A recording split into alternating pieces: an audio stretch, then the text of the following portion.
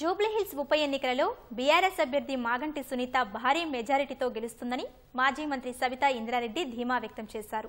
ఎల్లారెడ్డిగూడలో ఆమె ఎల్ఎల్సీ రమణతో కలిసి సునీతకు మద్దతుగా పాదయాత్ర నిర్వహించారు. గతంలో కంటే ఎక్కువ మెజారిటీతో జూబ్లీహిల్స్ ను బీఆర్ఎస్ కైవసం చేసుకుంటుందని జోష్యం చెప్పారు. 6 గ్యారెంటీలు అమలు చేయలేని అసమర్థ ప్రభుత్వం కాంగ్రెస్ ప్రభుత్వమని ఎద్దేవా చేశారు. 2 ఏళ్లలో కాంగ్రెస్ ప్రభుత్వం ఏమి చేసిందో చెప్పి ఓట్లు అడగాలని డిమాండ్ చేశారు.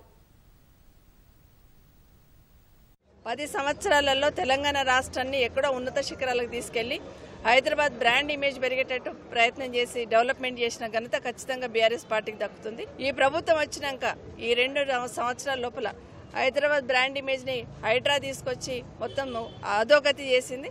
అదే కాకుండా రాష్ట్రంలో ఉన్న రియల్ ఎస్టేట్ ని కూడా ఈరోజు ఒక రకంగా 0 లెవెల్కి తీసుకొచ్చింది. అన్ని రంగాలని, అటు వ్యవసాయ రంగాన్ని కానీ, ఇటు వ్యాపార రంగాన్ని కానీ, ఇటు సామాన్య జనాలను కూడా మోసం చేస్తున్నారు కాంగ్రెస్ పార్టీ. అందరు కూడా బీఆర్ఎస్ పార్టీకి, మాగంటి సునీత గారికి ఈవీఎంలో 3వ నంబరు సునీత గారి నంబరు అందరు కూడా కారు గుర్తు కోటేయమని మరొకసారి విజ్ఞప్తి చేస్తా ఉన్నా. జై తెలంగాణ, జై కేసీఆర్.